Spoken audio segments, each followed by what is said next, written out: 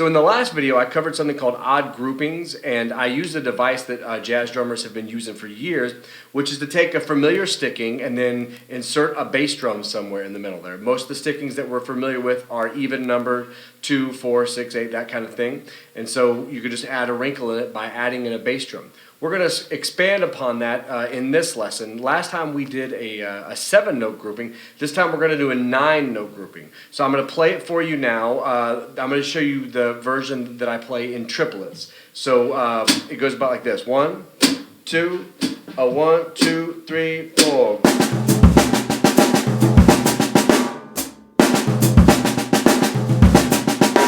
A little faster. 1, 2, 1, 2, 3, 4.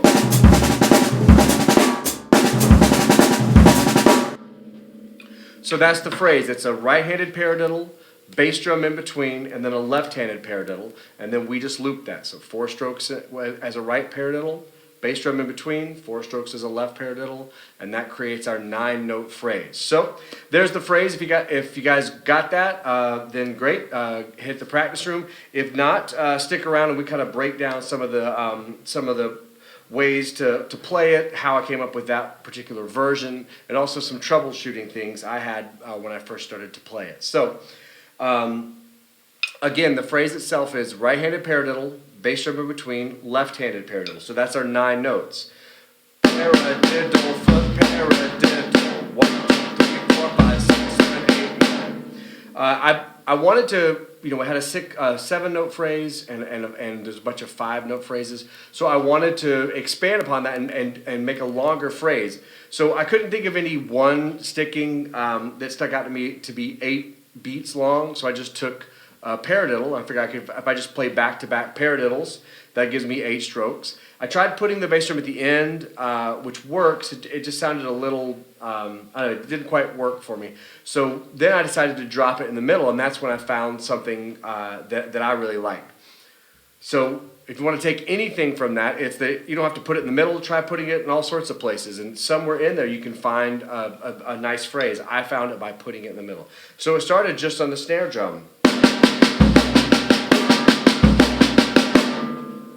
And I like that, but as we talked about last time, it's crucial that, particularly as the phrases get longer, we have accent points. We have what we consider the most important parts. You don't hear a Charlie Parker phrase without him playing something where there are a couple of notes in that long phrase that really stick out, and that's intentional. That helps frame a whole bunch of notes in a row. So one of the things I did was I moved the 2 rights that are back to back in the paradiddle, in the right-handed paradiddle, and I moved them to the floor tom,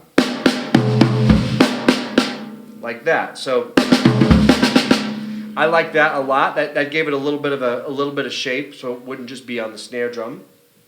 And other than that, I made sure to play a nice strong left. To me, that gave it its last little, starts here, then we go down the drum set, and then we immediately snap back up with that left hand. So the accent pattern, I think, is kind of important. It's really that. Those are the important notes. The other thing is that I didn't originally do it as a triplet. I did it as 8 notes, which I also think work well. Here it is as 8 notes. I'm just playing on the snare drum. 1, 2, 1, 2, 3, 4.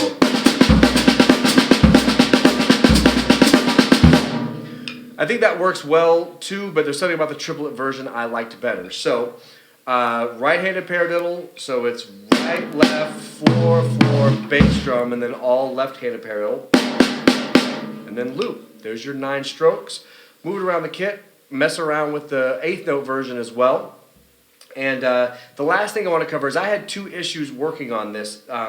One is to get from the floor tom bass drum back to the snare drum. I was having this issue of coming out cleanly, and I realized that it came from the 2nd stroke in my floor tom down to the bass drum to make sure that those speak clearly, because they're both low sounds, and for me they were starting to run into each other. I was getting that bass drum kind of caught in between.